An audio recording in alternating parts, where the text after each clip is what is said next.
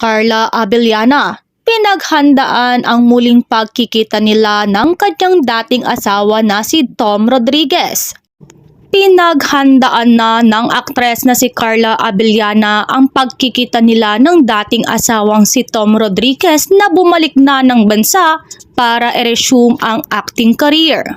Sa isang panayam, sinabi ni Carla na nagulat siya nang malaman na nakabalik na pala sa Pilipinas si Tom Rodriguez. Hindi daw umano nai-intimidate, takot o nanenerbiyos ang aktres kung makita man ang landas nilang dalawa. Hindi expect na daw di umano ng aktres na babalik ang aktor sa Pilipinas at hindi daw yun maiiwasan dahil artista daw si Tom at may obligasyon siya as kapuso aktor. Wala daw problema kay Carla kung magkita sila dahil nasa iisang network sila.